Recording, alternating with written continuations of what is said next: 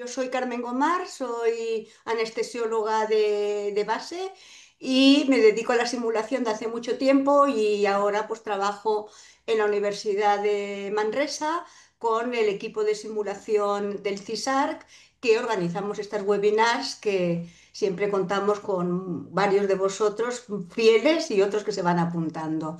El tema que tenemos hoy es un tema que nos interesa a todos mucho, no solamente como simuladores o instructores de simulación, porque es un tema muy propenso a que se saque mucho provecho de la simulación, sino también porque la mayoría de nosotros somos profesionales sanitarios y esta es una experiencia que podemos compartir.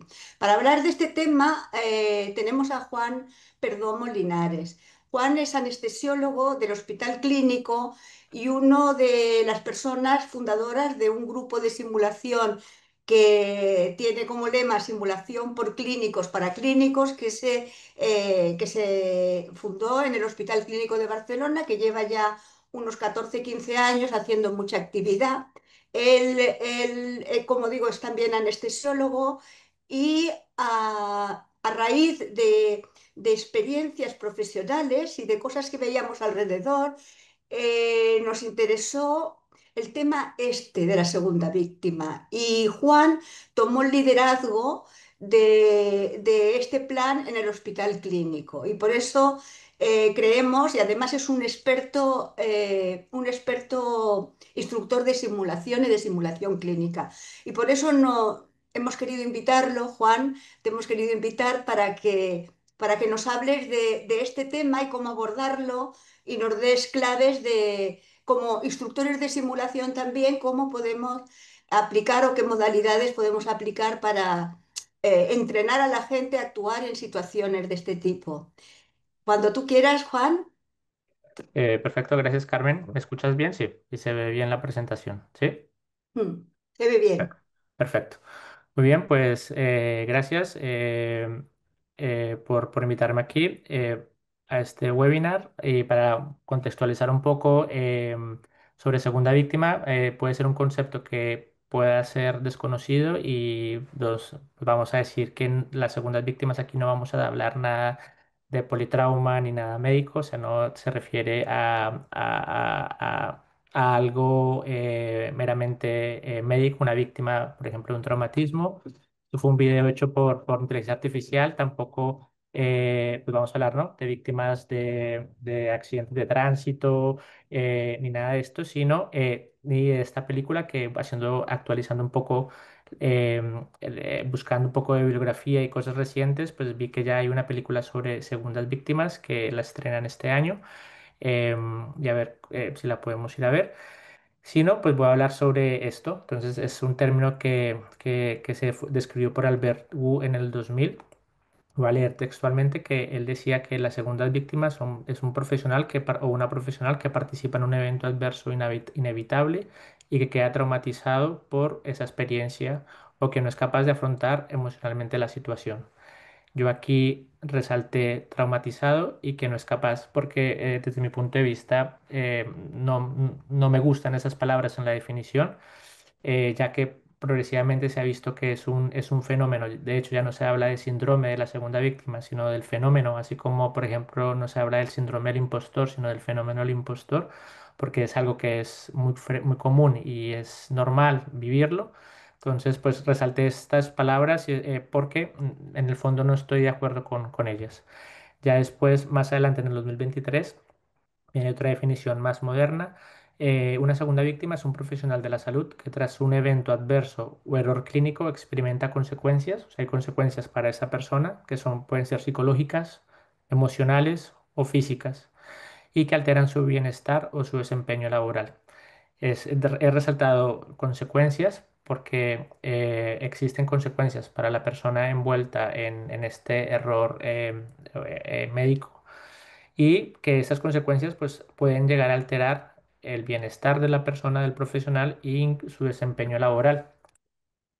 Y aquí también en esta definición quiero hacer hincapié de que obviamente para hablar de una segunda víctima, ahí pues partimos, está inherente en la definición de que hay una primera víctima, que la reconocemos y que no es el objetivo de esta charla y que todos los comités de seguridad, morbilidad, los análisis de los errores, la comunicación de los errores se llevan a que pues disminuyamos el impacto de los eventos adversos sobre nuestros pacientes, ¿no? Ese es nuestro primer outcome y no quiero desconocer en esta charla esto, pero nos vamos a centrar ahora en los profesionales que estamos envueltos en estos eventos adversos. Y esta última definición, voy a mover aquí un pelín. em, Esto pues quiere decir que es más reciente, es una definición europea de un proyecto europeo y es del 2024. Dice que es cualquier profesional sanitario implicado directa o indirectamente en un evento adverso inesperado, un error no intencional o una lesión al paciente que resulte negativamente afectado por esta experiencia. Y aquí quiero recalcar también la palabra, o me gustó el concepto de no intencional. Partimos del principio básico que el error es algo intencional y que forma parte inherente de la práctica clínica que hacemos, que está hecha por hasta ahora por humanos y que pues errar es humano. Entonces, aquí en base a esto, me gustaría con las pocas o todas las personas que no estén aquí, porque no sé cuántas hay ahora, que contestar esta encuesta. Hay que poner hay que con el móvil tocar el QR y contestar. ¿Has experimentado consecuencias psicológicas, emocionales o físicas que alteran tu bienestar o tu desarrollo laboral después de un evento adverso o error clínico? Y por ahora llevamos que, bueno, 100% de las personas que han contestado lo han experimentado. No sé si todo el mundo lo ha contestado. Creo que solo han contestado dos personas. No sé, Carmen, si en el chat tú ves ahí alguien ha escrito Sí, algo, ¿no? no, Ok, hay 10 personas ok. Tres, y han contestado dos. tres, ahora Tres, tres, ahora que se tres. animen. Bueno, Bueno, también es que lo del QR tiene un proceso. ya, bueno. No, tal vez interesado si alguien no lo ha hecho, ¿no? Si hay un no. Que no lo escriba en el chat o Carmen lo vea o lo conteste ahora o más adelante si hay un rato para la discusión, pues podemos hablar de esto. Bueno, hasta ahora en la pequeña muestra que tenemos, pues el 100%, si yo contestara, yo lo he experimentado. Carmen, no sé si tú has Sí, sí, experimentado también. yo lo he experimentado y lo he vivido en Ok, compañeros. ok, entonces, Además me he sentido, o sea, me parece muy bien la tercera definición que tú has puesto, porque a veces tú no eres el principal actor de esa situación, pero de alguna manera te sientes con cierta responsabilidad porque podías haber hecho alguna cosa diferente. O sea que yo creo que la última definición que has puesto es muy representativa de cómo afecta al profesional un error. Escuchar los que estáis conectados, cualquier cosa que queráis intervenir, comentar, etcétera, lo ponéis en el chat que ya lo iremos introduciendo en la conversación. ok, Bueno, pues son sí, cuatro y el 100%, y yo que soy bueno, la quinta, también el cien por ya, ciento. ¿Y el tú, cien por Juan? ciento y yo también, o sea, que Pues nada, el cien por 100%. ciento. Listo, pues entonces, si seguimos aquí, pues diferentes, ¿qué dice la literatura? Que diferentes personas, perdón, han, que aproximadamente un 50 o un 70% de los profesionales nos veremos envueltos o nos hemos sentido segundas víctimas. Eh, en esta pequeña muestra, pues estamos un poco por encima de este 70%, tal vez porque estamos en un webinar de segundas víctimas. Y antes de seguir, pues yo quiero pues, hacer una declaración de transparencia, que no soy un profesional en el campo de la salud mental. Más adelante diré que esto no es necesario para hablar sobre segundas víctimas, porque en el fondo lo que nos hace expertos en un tema, de alguna u otra manera, es estar expuestos a una N, ¿no? En ese tema. Y desde que, como dijo Carmen, hace unos años ya empezamos a estudiar el término de la segunda víctima por diferentes charlas de difusión que he tenido en mi entorno hospitalario. He tenido la fortuna de poder ayudar a compañeros en el proceso de la segunda víctima. He tenido la fortuna también de vivir yo y de sentirlo, sabiendo que lo que sentía en ese momento era normal. Y bueno, no, no soy un experto en salud mental, tengo alguna experiencia al respecto y lo que les quiero transmitir el día de hoy. También quiero compartir, como también entiendo, y si no, que muchas personas que están aquí son también o están interesadas en la simulación, pues quiero que durante este webinar también tengamos el principio básico. Entonces pido ser visto a través del ordenador, que es en este caso como una persona que es inteligente, que es capaz, que intentará dar lo mejor de sí misma en este webinar, que quiere mejorar. Porque quiero mejorar, quiero estar mejor o ser una mejor persona después de este webinar, un mejor profesional y que a pesar de todo esto es muy probable que me equivoque. Entonces, pues quiero ser visto así. También este será mi mantra durante el webinar. Así veré a las personas con las que interaccione, así veo a Carmen y así Carmen pues me ve a mí también. Y con el siguiente ejercicio, pues va a ser un ejercicio que habla sobre la empatía. Entonces hablaremos quiero que estemos todos o intentemos ver el siguiente ejercicio de la manera más empática posible. Y traigo esto porque, bueno, la empatía hay una base neurobiológica en la empatía. Tenemos unas áreas en nuestro cerebro que nos hacen ser empáticos o al menos eso está ahí. Y entonces esto pasó lo intenté graficar de una manera didáctica, mientras que pensaba para el webinar la manera como de intentar descontextualizar el concepto de la segunda víctima. Fui invitado a un cumpleaños hace unas semanas y entonces en este cumpleaños pues había una niña de 8 años que está aquí y un niño de 3 años que justamente era el hijo de la persona que cumplía años que súbitamente saltó a los brazos de la niña en forma porque quería jugar con ella, pero la niña pues se le resbaló, el niño cayó, se dio un golpe en la cabeza, hubo un poco de sangre y llegaron rápidamente los adultos a socorrer a este niño porque lloraba. Uno de los adultos preguntó qué había pasado y los niños y niñas que eran testigos dijeron que, pues, efectivamente, pues que la niña lo había dejado caer. Y entonces aquí, pues, la niña empezó yo que estaba viendo la escena un poco desde lejos, a experimentar diferentes emociones se veían en su cara y hasta que, pues, empezó a llorar. Y entonces aquí llegó la adulta referente de esta niña, que era su madre, y hablaron. Entonces, aquí pues también pregunto, es una pregunta creo que abierta, si sale el QR, ¿qué emociones crees que experimentó esta niña en estas situaciones? La niña de 8 años a la que accidentalmente se le cayó el niño. No sé si, a ver, esperamos respuestas. No te escucho, Carmen. Poner en el chat una emoción que penséis que tenía esta niña. Si ahí es typing, dos participantes están escribiendo.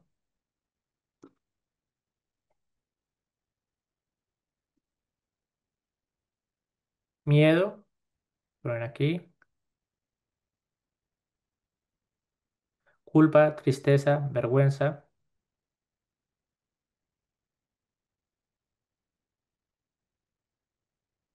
rabia, angustia, tristeza, culpa, ira. Bueno, sí, no sé. A mí realmente me impactó mucho, tal vez porque como soy sensible con el tema, iba con otras personas que no lo vieron así, pero me fijé mucho en la niña. Y en base pues a esto, quería compartir un trabajo que hicimos hace unos años con Carmen, también con otra compañera que se llama Marta Magali y otros autores en los que hicimos una encuesta en el área quirúrgica de nuestro hospital. Básicamente los encuestados eran anestesiólogos, enfermería de anestesia y residentes de anestesiología.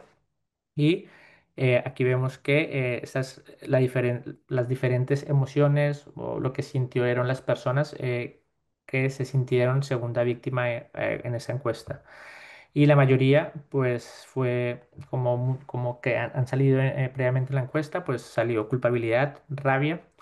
Aquí como pues es en contexto laboral, salió inseguridad en el trabajo y ansiedad eran las emociones más fuertes que salieron más, y más prevalentes. También con esta segunda diapositiva, estoy moviendo aquí, también espero que me apliquen el principio básico porque no estoy exacto, estoy moviendo para que puedan ver la diapositiva. Después desglosamos las emociones en base a la experiencia de las personas. Si tenían más de 5 años de experiencia o menos de 5 años de experiencia profesional. Y vemos que las emociones, o sea, eran más intenso, la gente describía más prevalencia de sentir esto cuando tenían menos de 5 años de experiencia. Y eso está escrito en la literatura, que las personas más propensas a sentir, ¿no? A sentirse segundas víctimas, pues son las personas que son más jóvenes en el ámbito profesional. Y aquí también quería resaltar que una persona tuvo incluso ideación suicida dentro de las personas menores de 5 años.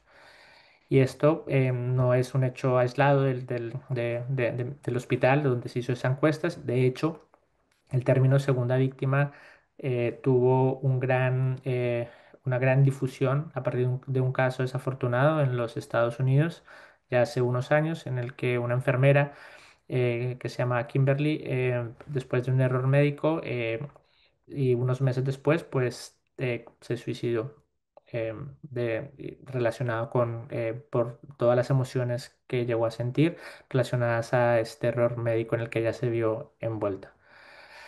Y entonces, pues, ¿qué pasó? Después nos vamos atrás a la escena del cumpleaños en el que estoy intentando descontextualizar el término de segunda víctima. Pues el niño obviamente estaba con su adulta de referencia, ya le habían, pues se había sanado un poco la herida, ya le habían puesto hielo, estaba tranquilo y después de esta conversación que no supe de qué hablaron, pero hubo una conversación de bastantes minutos de la niña de 8 años con su madre afuera, tuvieron que salir del sitio. La niña fue capaz de ir con su madre a ver cómo estaba el niño. Hablaron, también lo vi desde afuera, no sé qué hablaron y ya un tiempo después, pues la niña de 8 años y incluso el niño seguían, el niño que se había caído, pues, siguieron jugando con los otros niños y niñas testigos como niños que tienen que jugar en una fiesta de cumpleaños. Y me pareció pues un caso que ejemplifica en otro contexto cómo puede ser la trayectoria de una persona que se siente segunda víctima. Y en base, siguiendo el hilo conductual, quería expresar un poco de cuando yo, en los casos en los que, y recuerdo un caso más reciente en el que me he sentido segunda víctima, acompañé a mi paciente a una terapia para resolver eso que había ocasionado yo de alguna manera. Y en el informe, pues ponían que la lesión había sido iatrogénica. Y en ese momento la palabra iatrogenia me sonó muy fea, me sonó muy fuerte. Y entonces la busqué, ¿no? Pregunté el por qué, ¿no? Y iatrogenia, de hecho, pues viene del griego, ¿no? Iatros, que es médico, y génesis, que es origen. No tienen absolutamente nada, pero pensé y después lo he visto en diferentes abordajes de compañeros en los que he acompañado en el proceso de segunda víctima, en el que a veces asociamos la iatrogenia a la culpa, ¿no? A la culpa. Y tal vez deberíamos cambiar la palabra culpa por responsabilidad. Somos responsables como personal que está cuidando de un paciente, pues sí que somos responsables. Yo acompañé a mi paciente a hacer una prueba porque me sentía responsable, pero yo creo que tendremos que quitar y es la palabra culpa de nuestra mente, porque como una de las definiciones que había al inicio, no hay, el evento adverso se entiende que es algo no intencional y también nos aplicamos el principio básico en el ámbito hospitalario, ¿no? Es que somos profesionales que nos preocupamos por hacer bien nuestro trabajo y entonces sí que somos responsables, pero no hay culpa en ello. Y entonces en base a esto, quiero abrir pie pues en el último caso que tuve yo en el que me sentí segunda víctima, pues eh, traigo esto, no sé si esa persona está conectada o no, pero es una persona que quiero muchísimo, que es muy cercana a mí y a la cual fui para buscar ayuda. Y esa persona con la mejor intención me dijo, no fue culpa tuya. Y yo, bueno, también supongo que no debo ser una persona fácil de acompañar en esto porque tengo mucha información sobre el tema, racionalizo mucho sobre el tema. Pues yo pensaba y con un poco de rabia porque no me estaba, yo me sentía que entonces decía, entonces ¿de quién fue la culpa? Entonces me sentía así, me sentía como yo tenía la culpa dentro, ¿no? O moviéndose aquí. Y a medida que mi compañero que está aquí en naranja me decía que no fue tu culpa, pues sentía como si tuviéramos, ¿no? Pues la culpa entonces hay que ponerse a la otra persona envuelta aquí, ¿no? Y eso aplica más cuando hay en un evento adverso en el que más de un profesional está envuelto, que es bastante frecuente, en el que, ¿no? Cada vez que eh, mucha gente de diferentes disciplinas participa en el cuidado de un paciente, pues a veces tenemos tendencia cuando hablamos o vamos a abordar a un compañero, a trasladarle, a quitarle la culpa a este compañero que nos está pidiendo ayuda y ponerla en otras personas. Y a mí esto me generaba disconfort porque también decía, no fue culpa mía, pero no fue culpa de nadie. O sea, no quiero ponerle la culpa a la otra persona, al otro profesional, ¿no? Todos somos responsables. Me siento responsable al igual, pero no me aliviaba el hecho de que me dijeran que no era culpa mía. En ese momento me dio más rabia.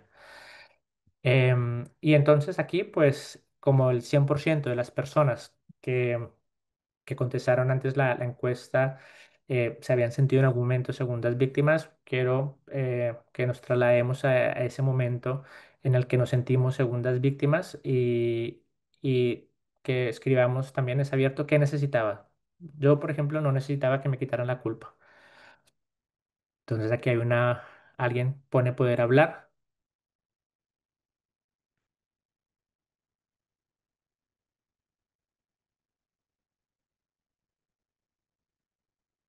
tres personas están escribiendo. Cuatro personas. Poder expresar, comprensión,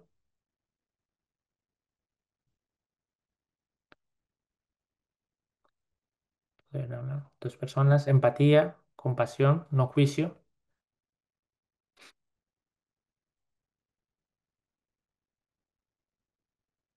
Ok.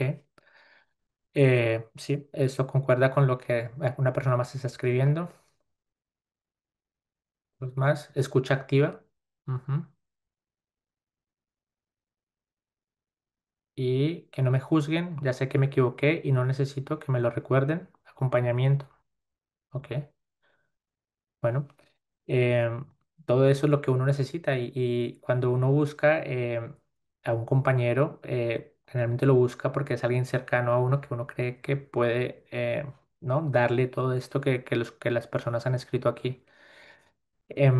Y entonces cuando tenemos a las personas que son, ¿no? Que se han sentido segunda víctima, a veces es, pero ¿yo qué puedo hacer si yo no soy psicólogo o psicóloga, ¿no? Y eso es algo muy bonito porque la literatura dice que la mayoría de las personas requiere o busca ayuda en compañeros, en pares, los peers.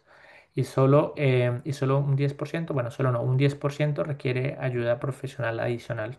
O sea que requiere pues ir al psicólogo, ir al psiquiatra, pero la mayoría de las personas requiere hablar con alguien, con un peer, con alguien de igual. Y la literatura, esto es sacado del Johns Hopkins, que tiene uno de los programas como más pioneros del apoyo a las segundas víctimas, que se basa justamente en entrenar a los compañeros, a la mayor cantidad de compañeros posibles, pues enseñar ciertas técnicas, pues de lo que mucha gente puso aquí, de escucha activa, de compasión, de no juzgar, para que si algún día, como es muy probable, que uno de sus compañeros se sientan segunda víctimas, puedan apoyarlos y acompañarlos. Y ellos lo describen como, ¿no? Los primeros, los primeros auxilios que puede prestar una persona, cualquier persona entrenada, si a mí me llega a pasar algo en el supermercado, hasta que a lo mejor se resuelve con esto y si no, pues ir escalonando la ayuda hasta, pues, en el caso de la RCP, hasta la RCP avanzada. Y esto también cuando uno pues mira un tema, pues ve el tema en todos lados. Entonces, hace unos años ya, eso fue prepandemia, en un viaje a Nueva York, en el metro, iba pasando por el metro y me sorprendió muy gratamente que en el metro de esta ciudad se publicitaban cursos de primeros auxilios psicológicos a las personas, a los ciudadanos normales. Y me sorprendió gratamente esto, ¿no? Pues, y con ejemplos de realmente, ¿no? En este curso, pues, ¿qué iban a hacer, ¿no? Pues saber escuchar, saber qué decir, saber qué no decir. Y me reafirmó la idea de que para las segundas víctimas eh, necesitamos las buenas intenciones están y solo necesitamos pulir esas buenas intenciones, ¿no? Para poder ayudar bien o mejor a las personas que acuden a nosotros. Y esto es de del mismo trabajo que hicimos hace unos años, pues vemos que en los tres estamentos, tanto enfermería como residentes como especialistas, un porcentaje alto refería que no se sentía, ya desde el punto de vista del peer, del compañero, sentían que no tenían herramientas suficientes para poder ayudar a las segundas víctimas. Y esto es tomado de otro trabajo y la verdad me gusta mucho. Voy a leerlo.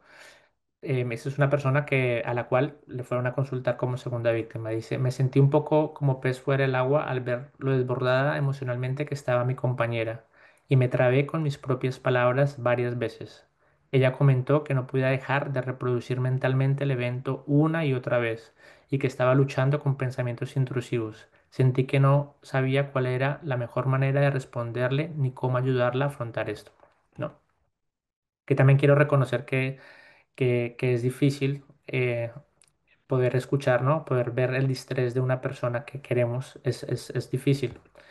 Eh, Aquí esta otra persona dice, estaba muy preocupado por decir algo incorrecto o porque mis respuestas no validaran el momento emocional en el que él se encontraba.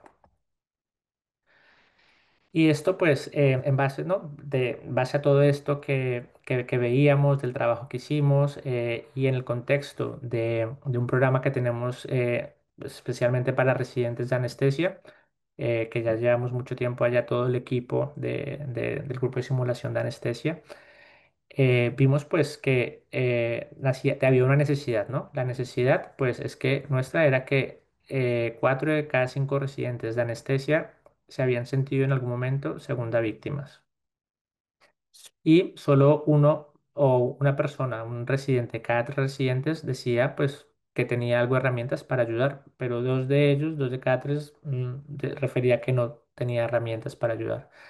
Entonces, en base a esto, en base a otros cursos que habíamos hecho aisladamente, decidimos incorporar un taller de, dirigido al peer support, al acompañamiento por pares a los residentes, como parte de su desarrollo profesional, aparte de enseñar técnicas, habilidades técnicas o otras habilidades no técnicas como el CRM, etcétera, pues sentíamos que en base a esa necesidad queríamos hacer algo. Entonces, los objetivos, bueno, al inicio han divagado un poco y estos tal vez son los últimos, ya llevamos unas 6 ediciones, o sea, 6 años haciendo este taller, este taller de simulación y los objetivos ahora en el último taller, pues se han centrado en centrar la curiosidad en cómo se siente la persona y no en el análisis del evento. Es decir, que el peer support evite preguntar cosas específicamente del evento, tal como una persona en la encuesta previa había referido que ya sabe que me equivoqué, no quiero sentirme juzgado, pero esto y lo ponemos porque salía mucho en los escenarios que hacíamos y es una tendencia y pasa en la vida real, es una tendencia innata, no sé si tal vez científica, de querer saber, ¿no? De querer entender tal vez el por qué. Sí, es como cuando estamos en el debriefing, pues entender por qué esa persona tal vez hizo esto o por qué dejó de hacer aquello. ¿No? Le aplicamos el principio básico también a la persona que escucha, que entendemos que no hay malicia en querer preguntar cosas del evento, pero eso está demostrado que no ayuda a las segundas víctimas, no es lo que buscan las segundas víctimas. Entonces queríamos pues entrenar esto, ¿no? Evitar no centrarnos en los hechos del evento, intentar no solucionar la emoción.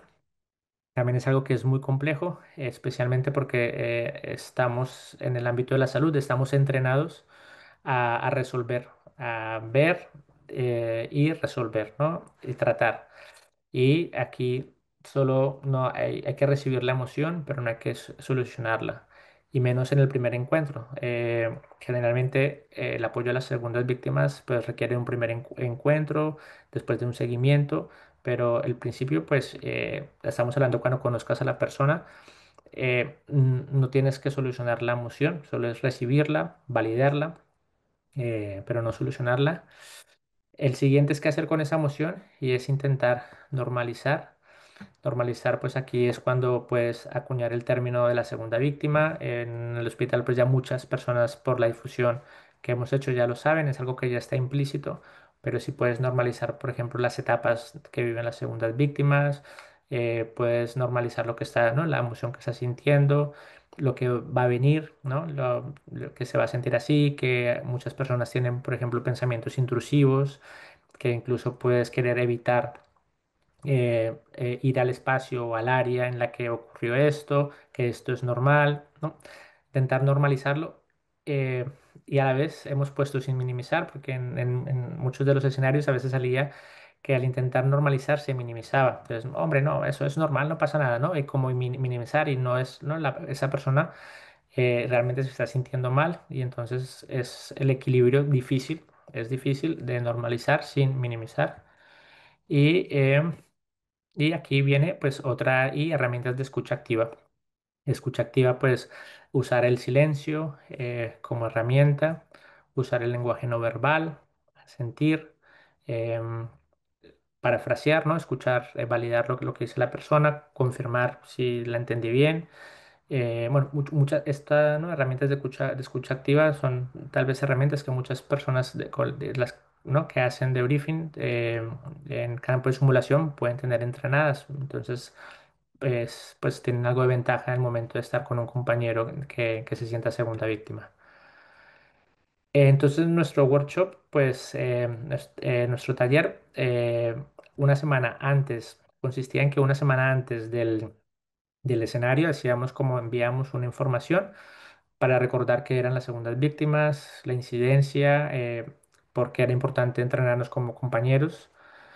Y después, pues el día de la simulación, hacíamos un pre-briefing, como explicando el principio básico, recordándolo, hacíamos una actividad para romper el hielo,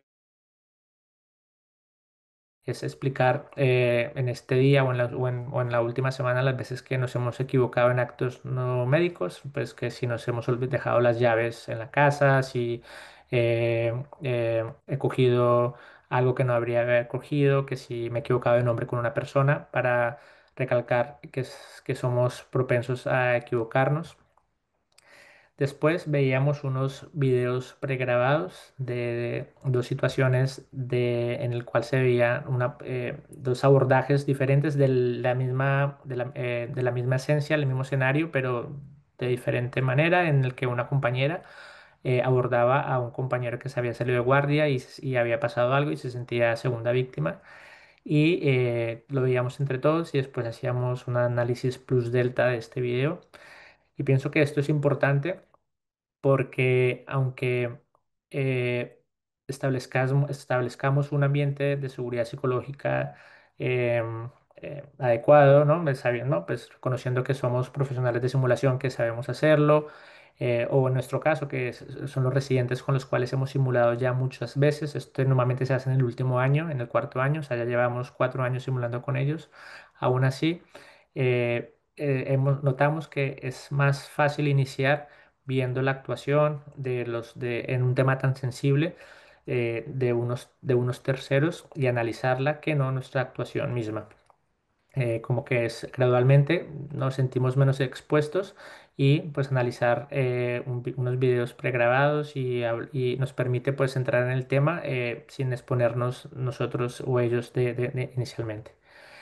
Después venía tal vez la parte más difícil, yo creo que del workshop, que es compartir casos personales. Esta no es obligatorio. eh, y esto reafirma lo que dije previamente, pero aquí notábamos que muchas personas no compartían casos propios, sino decían, no, le pasó a esta persona, o bueno, o sea, le pasó, no, escuché que pasó y creo que se sintió así, y puede ser que no hayan tenido casos ellos mismos como segundas víctimas, pero está pues la limitación de exponernos, ¿no? De exponerte tú, de exponer tu vulnerabilidad. Como dije, no es obligatorio, es voluntario. Y sí que vemos que en los talleres en los que la gente se expone más, son en los talleres que son en los que todos aprendemos más. Y en base a esto, pues lo que hacemos con Marta, que es la compañera con la que siempre hacemos estos talleres, nos exponemos primero nosotros, o sea, contamos primero casos nosotros que hemos ido acumulando nuestra experiencia, como ella también es anestesióloga. Y esto, nos hemos, pues, que el caso, lo que pasó y cómo nos hemos sentido. Y creo que esto ayuda, ¿no? A normalizar, ayuda a que pues una persona un poco más senior que en ese caso el residente se abra, exprese una complicación que tuvo, de que exprese cómo se sintió en ese momento, qué necesitaba, pues esto nos ayuda a que después las otras personas se abran más.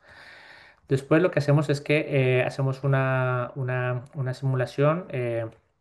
De un apoyo a la segunda a la segunda víctima. Entonces vemos pues hemos pasado por diferentes fases entre pasar por actores o actrices que hacían de segunda víctima y había que hacer el peer support a esta persona, a hacerlo dentro de los participantes y o hacer nosotros, tanto Marta como yo, de hacer de segundas víctimas, exponiéndonos también a cómo nos sentíamos. Ahora vamos a hablar de las ventajas y desventajas de los diferentes abordajes y después pues hacemos un debriefing con buen juicio en base a los objetivos que sacamos previamente que queríamos tratar en el taller. Entonces, aquí, dificultades que hemos tenido en estos talleres. Pues como dije, no compartir casos propios, sino a un compañero le pasó. Entonces lo hemos intentado solucionar exponiéndonos primero nosotros, los instructores, mostrando nuestra propia vulnerabilidad. Dificultades también en la significación del caso de simulación de apoyo entre iguales era poco real, porque la actriz y el actor eran desconocidos para los participantes y, y pues se parte muchas veces de la primicia que buscas una persona con la que tengas confianza, ¿no? Con la te nazca darle un abrazo. Entonces, esto no estaba ¿no? con el actor o la actriz. Todo y que tengo que decir que desde que llevamos estos años en Segunda Víctima haciendo difusión, gracias a la difusión, he tenido la oportunidad de acompañar a compañeros de otros servicios que no conozco en el proceso de segunda víctima. Y es más difícil, en la vida real es más difícil, es más, sí, es más difícil hacer el engagement con esta persona. Entonces entiendo, claro, que en la simulación esto pues se potencia, ¿no? El contrato de ficción. Y ahí lo que hemos hecho, pues, pues, es que ahora las últimas es que somos generalmente, pues, yo soy la persona segunda víctima, que también puede tener cierta dificultad por ayudar a una persona que es más senior. eh, pero como dije con los recientes, pues gracias al programa de simulación hay bastante seguridad psicológica y creo que esta solución ha ido mejor que el de un actor o una actriz.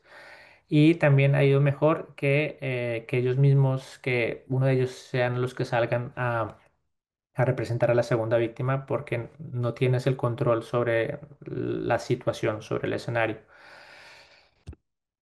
Y entonces después de esto, pues también en este trabajo que está aquí, aquí está el QR, que es de es reciente, eso es del 2025, de un grupo de Estados Unidos, de la Cleveland, pues ellos hacen un curso similar que ahora les presento. Y aquí, por ejemplo, dice que al hablar con un compañero para ofrecerle apoyo entre pares, debo recordar conscientemente quitarme el sombrero de solucionador y ponerme el de colega o persona de apoyo. Probablemente sea cierto para muchos profesionales de la salud. Nuestros instintos son diagnosticar, tratar y eso aquí no ayuda. ¿No? Es un poco con lo que hablábamos. Esta colega se sentía aislada y preocupada de pedir ayuda, de que pedir ayuda pudiera interpretarse como un signo de debilidad, ¿no? Aquí hay un modelo mental. Pareció como si se quitara un peso de encima al descubrir que sus sentimientos eran normales, ¿no? Es como, o sea, no es que tú estés mal, no es que seas débil por lo que te estás sintiendo, es que esto le pasa a muchas personas y por eso estamos aquí. Y aquí pues todo el curso, ¿no? Cuando a veces cuando al principio, cuando sales del curso o entre más lees, pues la preocupación constante es que no diré lo correcto o que mi manera de acercarme no será bien recibida, ¿no? Pero me gusta esta que pone. Fue tan simple como ¿cómo estás? Para hacerle saber a un colega que reconocemos que ha pasado por una situación difícil y que estamos pensando en él o en ella. No, me encanta porque es en la simpleza de tal vez de un solo ¿cómo estás? De un silencio. Este es esto es el programa del artículo este que está, es de este año. Ellos tienen como en sus objetivos, describen como cuatro fases en la primera entrevista, que es la introducción, explorar, normalizar y el seguimiento. Entonces en la introducción, pues, ¿no? Introduces, dices que estás aquí para escuchar, explorar cómo te sientes, ¿no? Es llegar a la emoción, cómo te sientes ahora, cómo lo estás llevando, usar, pues, lo que nosotros usamos, pues, el lenguaje no verbal, el silencio, normalizar. Entonces aquí es, pues, explicar cosas de las segundas víctimas, explicar casos tuyos, que es normal, cómo te sentiste tú. Yo, mira, te entiendo porque yo me sentí me sentía igual. Y después el seguimiento, ¿no? Mira, de si te parece bien, quiero volver a quedar contigo, ¿no? Y hacer un seguimiento. Ellos vieron que después de que hacían el curso, un tiempo después, la mayoría de las personas lo que usaban eran cosas muy sencillas, pero que a veces nos cuestan y que salió en las necesidades de ahora de la encuesta que hicimos aquí en el webinar, y es la escucha activa y el entender, ¿no? El entender a las personas. O sea, fue lo que más usaron los peers en esta encuesta. Entonces ya sí, como para ir finalizando, me gustaría introducir un poco, pues este es un esquema que está desde las primeras presentaciones que hicimos sobre segunda víctima, pues es como, entonces tenemos aquí, hay una primera víctima, ¿no? Y está pues este estrés, esta reacción que genera en la segunda víctima. Y esta segunda víctima va de un compañero, una compañera, digamos que en este caso, por ejemplo, pues que por más que haya cariño entre ellas, no se sabe cómo abordarla y entonces genera más inseguridad, más fatiga que se perpetúa y con aumento de la probabilidad de que hayan más primeras víctimas, que esa persona pueda cometer más errores en su trabajo.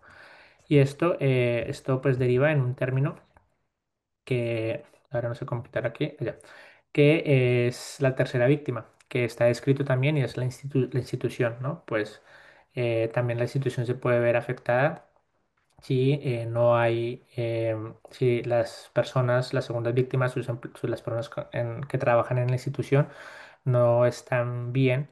Y para atender o para seguir prestando los servicios que prestan. Y entonces, pues lo ideal sería, ¿no? Programas como ya hay establecidos en algunos centros en los que hay un compañero con formación, ¿no? Que normalmente pues viene de la institución, que la institución se encarga, pues vamos a formar a la gente y ese compañero con formación pues va y aborda a la segunda víctima y pues como intenta pues cerrar, en principio no, potenciar la recuperación y la trayectoria positiva del compañero que se ha sentido segunda víctima. Y eso es todo. Muchas gracias a todos por escuchar, por entender. Y Carmen, eh, te abro a ti el micrófono. El micrófono. No te Juan, escucho, Carmen. gracias, Ya. muchas gracias por tanta información de una manera tan sintética y tan entendible. Me gustaría que los que, como somos poca gente, si tú dejas de compartir, Juan, Sí, pantalla, sí. podéis encender la cámara y hacer preguntas de viva voz. O, por ejemplo, Alexis Martín lo ha escrito aquí, dice que es súper interesante y didáctico y te da las gracias, Juan. Pero seguro que vosotros tenéis o preguntas o comentarios, porque creo que es una experiencia común a la mayoría de nosotros. A mí me ha gustado el ejemplo del niño del cumpleaños. Yo creo que, o la niña del cumpleaños, yo creo que es el traslado de un sentimiento que tú has padecido en muchos escenarios de la vida a una cosa que ha causado en tu terreno, que tiene que ver mucho con un contexto también de prestigio profesional, que ahí juega, nosotros, la diferencia entre la niña y nosotros es que ahí hay un prurito profesional o un miedo a que se pierda la confianza como profesional. Y entonces es un contexto más complicado, pero me ha gustado ese ejemplo. Si queréis participar, tenemos un rato para poder hacer comentarios.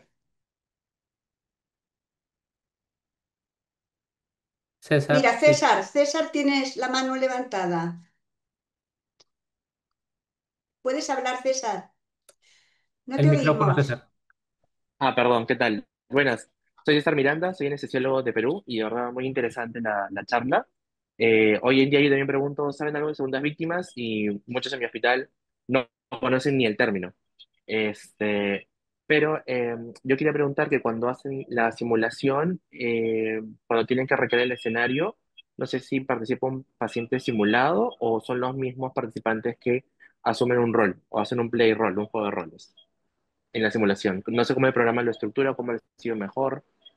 Sí, hemos pasado por diferentes fases y no te tengo la respuesta. Tal vez si la gente lo hace más, tal vez después en un futuro podemos compartir las experiencias. Pero o sea, el escenario comienza después de que se explica el caso. Por ejemplo, pues a Juan le pasó esto en su guardia de ayer, en su turno de ayer.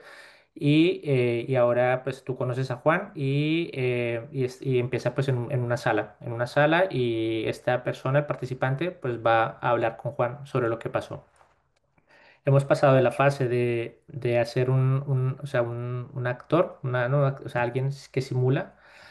Lo que veíamos ahí era que no había, ¿no? La parte de la compenetración costaba muchísimo y los participantes lo sentían muy artificial porque no conocían a la persona con la que estaban hablando sobre las emociones. Y entonces pasamos de esto, pasamos por un momento, en algún momento en el que los propios participantes, si querían, salían, pero también nos daba miedo y de no poder controlar el escenario, de cómo son de emociones, de que los objetivos no se nos cumplieran. Entonces, al final, nosotros que conocemos a los participantes, como te dije, esto se lo hacemos en el último año de la residencia. em, ya ahí como llevamos muchos años simulando. Generalmente yo soy el que salgo como segunda víctima en un caso real que he explicado yo cuando cuando compartimos los casos y hablo de cómo me siento y la verdad yo va muy bien. Supongo que también tiene sus limitaciones, como dije, pues de estar con una persona que sea más senior que tú. Eso, pero en general ha ido bien y es la táctica que nos ha servido más para cumplir los objetivos. Y después en la encuesta del feedback que nos dan los alumnos es en lo que hemos sentido que nos ha ido mejor. Mm. Juan, mira, hay un comentario aquí en el chat que es de una compañera, María Caballero, Sí. que dice que no puede hablar ni tiene cámara, pero pone aquí en el chat, ella es Mira, ahora profesora. Carmen, sí, ¿Ahora sí, sí? Ah, ahora sí. perfecto, La pues cámara venga. no, no me veis, ¿no? No, no te No, no, veo, pero te María, pero oímos. Di la pregunta Vale. tú de viva voz. Mira, yo trabajo como profesora en una escuela aquí de Barcelona, una escuela universitaria para estudiantes de enfermería en Gimbernat. Y realizamos, bueno, yo realicé el máster de simulación aquí en el CISAR en el año 2021 y desde entonces aquí soy la responsable de simulación. Los alumnos de cuarto, ellos hacen un escenario de segundas víctimas en el que han de comunicar a una compañera del turno anterior que se ha equivocado en la medicación. Le ha puesto un nolotil a un señor, bueno, a una señora en este caso, a anafila, y ha hecho una anafilaxia esta señora y han de comunicar a esta profesional, ¿no? Que es la actriz, que además es una profesional jovencita, y hemos cogido una actora jovencita en el que también se pone a llorar. Bueno, ellos se enfrentan a esa situación, ¿no? A poder sostener la emoción de esta actriz, ¿no? Mi pregunta es, se me ocurre otra simulación, ¿no? Que sería el comunicar o el hablar con el paciente, también en este caso. Y no sé qué más se puede entrenar como segundas víctimas, ¿no? La pregunta sería esta, ¿no? A alumnos que son de cuarto de enfermería o segundos, a lo mejor en segundo no tienen esta, la competencia de seguridad ya la tienen también, ya la podrían trabajar, ya le han dado en la teoría. Y la pregunta sería esta, ¿no? ¿Qué objetivos, ¿no? En estos alumnos de enfermería podrían o qué situaciones se podrían enfrentar en un escenario de simulación? Y bueno, quería dar las gracias también por estos webinars. Gracias, María. Pues mira, se me ocurre, era parte, todo eso que hemos hecho es como parte de un programa hospitalario que aún no se ha podido desarrollar por diferentes motivos, pero en este programa los talleres están divididos en dos, como en dos fases. Un entrenamiento básico que es cómo abordar tú como peer support a un compañero de segunda víctima que tiene una trayectoria esperable en la que pues, resuelves la mayoría de lo que sientes, de las emociones, de los pensamientos intrusivos, del no dormir, se resuelve en un lapso, está escrito de un mes. Y pensábamos, pero ahí sí que necesitabas ayuda de profesionales para poder cumplir los objetivos. El poder, creo, el siguiente paso, el paso avanzado, era poder detectar a compañeros que tú creías que necesitaban más. O sea, poder identificar a ese 10% de compañeros y compañeras que pueden necesitar más. Esto podría ser, contestando a tu pregunta, podría ser una simulación que requiere pues más estudio, gente más experta, para que en el escenario que tú hagas puedas cumplir con los objetivos de detectar qué signos de alarma te deben hacer pensar de que tu compañero o compañera pueda necesitar más ayuda. Se me ocurre Mm. esto ahora. Y yo por compartir, claro, yo quería hacerte una pregunta, Juan, que es como más global en el sentido de que es difícil. Esto necesita trabajo y necesita que la institución o por lo menos el grupo o el servicio sea consciente de esta necesidad, porque si no es muy difícil. Y yo creo que está muy relacionado el que esto se produzca en la cultura de seguridad que hay en la institución. O sea, la cultura de no considerar el error como culpa, si en el error, reconocer que el error lo tenemos todos, que el error causa dolor, pero que el error es un problema sistémico la mayoría de veces, que todos tendríamos que tener la obligación de evitar el circuito del error hacia una final de complicación, o sea, como compartir las cosas, los riesgos de los pacientes. Y eso, claro, si no hay esa cultura de seguridad y, por ejemplo, especialidades como anestesia la tiene, pero cuando tú estás hablando de un programa general en el hospital, esta cultura, desafortunadamente, y César lo decía ahora, es todavía muy inmadura como seguridad institucional. Y yo creo que está ligada, yo no sé tu opinión al respecto, porque sé que lleváis trabajando muchísimos años en hacer el programa hospitalario y os encontráis con un poco de incomprensión, ¿no? Sí, hay incomprensión, pero bueno, leyendo, preparando o actualizándonos para este webinar, me dio mucha bueno, alegría, pero motivación, o como sentirme que no estamos solos, leyendo ese último artículo que está en el QR del 2025, que ellos ponen que también el instaurar un programa de segunda víctima a nivel hospitalario es un proceso largo, que los inconvenientes han sido los mismos, como hay diferentes estamentos implicados pues que todas las personas implicadas entiendan el concepto, entiendan, también a ellos también les pasa, entiendan el concepto de que la mayoría de las personas de segunda víctima buscan a un compañero. Por lo tanto, lo que hay que hacer y el éxito de esos programas es entrenar a la mayor cantidad de personas posibles del día a día para que tengan herramientas y no centrarse en un protocolo que solo llegue a profesionales de la salud, que no sea tan cercano a las personas que hacen segunda víctima. Evidentemente tiene que haber un enlace entre o sea, un peer support, o tiene que haber difusión para que tú como peer support sepas qué vas a hacer con una persona que tú detectes signos de alarma. Pero el inicio es entrenar a la mayor cantidad de personas Mm, posibles para que aborden esto. Y lo que tú decías de la seguridad, sí, todo y que, ¿no? que hemos avanzado muchísimo, que se comunican errores, etcétera. Yo lo que veo a nivel cultural es que y como estamos en un webinar que dice Let's Talk About Simulation, pues yo lo que creo es que muchas veces no nos creemos el principio básico en el día a día, en nuestra práctica clínica. No, sí, no creemos que todos somos, ¿no? profesionales, capaces, que damos lo mejor, y no creemos a veces en eso, en el no dolo, ¿no? En el inconscientemente hay algo arraigado en nosotros, y como buenas personas que somos, pero hay algo ahí que, que cuando preguntamos, que cuando hacemos algo, queremos es ver si hay algo, ¿no? Eso yo creo que está ahí, es algo que no sé cómo se mm, pueda mejorar, tal vez haciendo más simulación, pero yo creo que es eso, que no nos aplicamos el principio básico en el día a día entre nosotros. mm. Yo ahora María decía aquí, quizá hay que trabajar más la cultura de seguridad dentro de los grados, por supuesto. Es Claro. que si no empiezan a aprenderlo todo junto, todo lo que necesitan para ser un profesional lo tienen que aprender a medida que aprenden a ser profesionales. Luego es como un pegote que les pones al final del camino. Entonces sí, por supuesto. Pero, por ejemplo, aquí está Nuria Poc, con la que Ujú. hacemos un curso de seguridad del paciente que tiene segunda víctima metido allí dentro.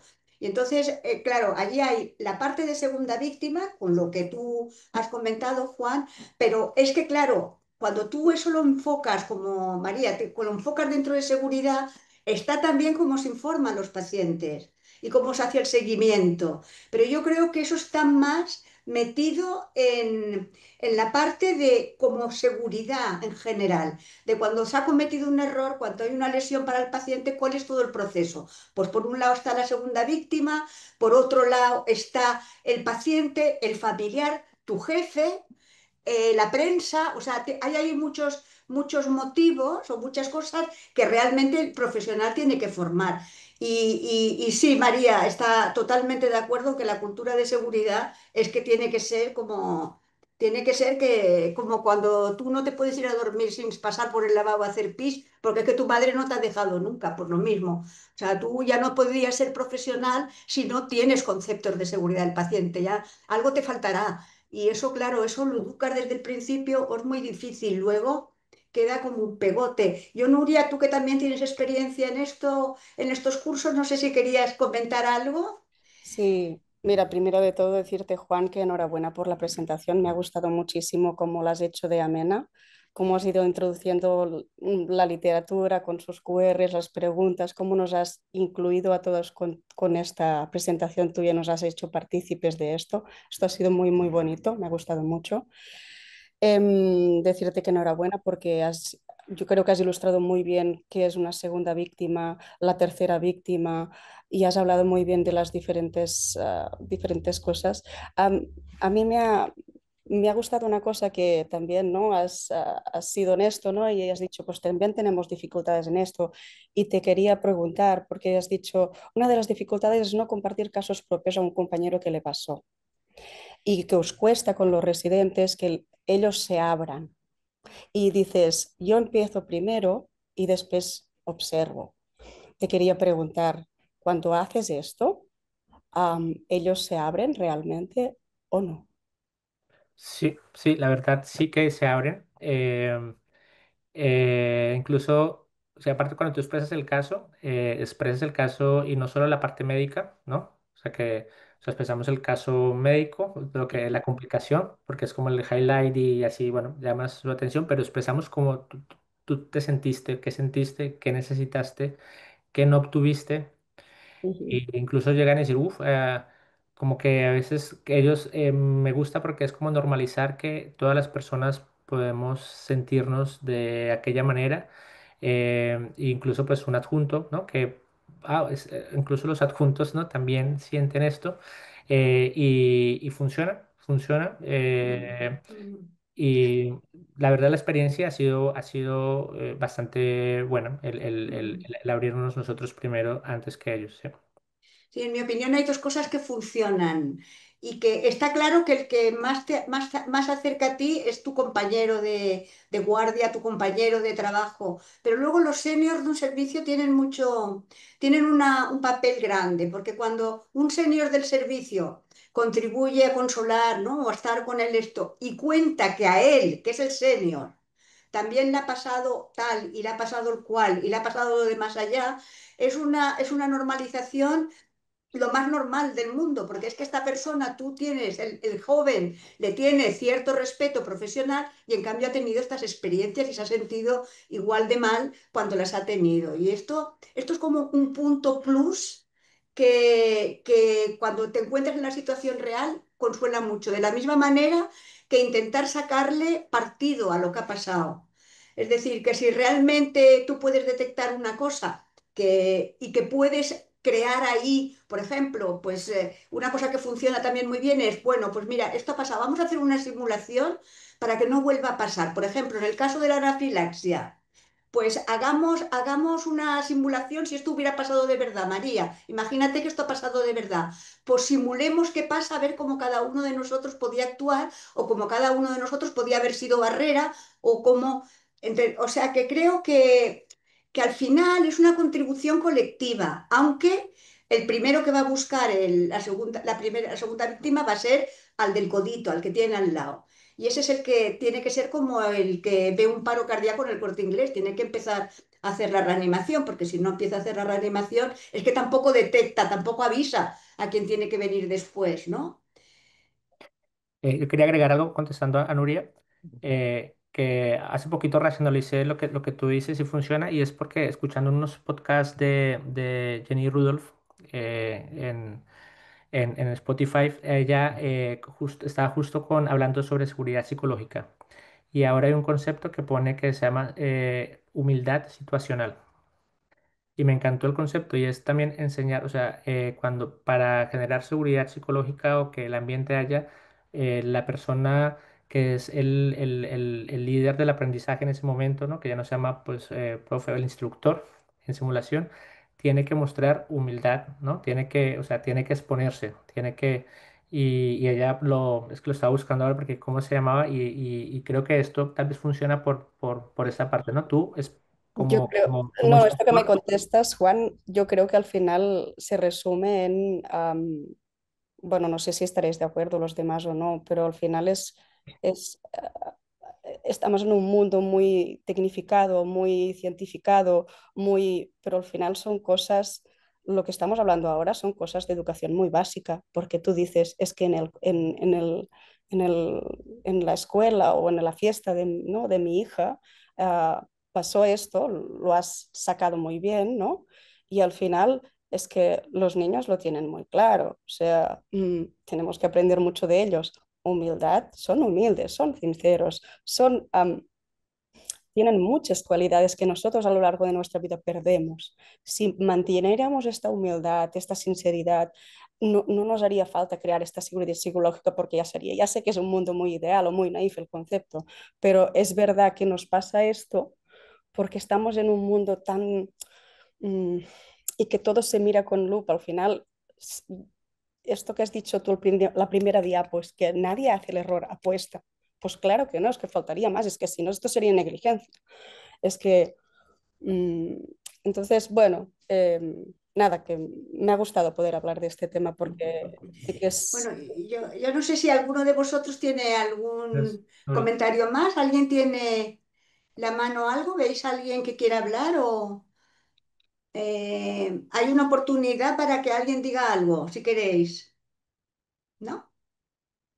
Bueno, pues Juan, yo creo que son las 5:06 y hemos disfrutado mucho de tu esto y yo que soy siempre muy pragmática, aún reconociendo, César quiere decir algo. ¿Y No, está quién? aplaudiendo, está Ah, aplaudiendo. aplaude César, Sí, gracias. que aún sabiendo lo que dice Nuria es verdad, cosas que perdemos cuando somos adultos, pero igual que nosotros somos capaces de detectar cuando un paciente tiene una situación determinada de riesgo, tenemos que saber detectar cuando un compañero está en una situación de segunda víctima.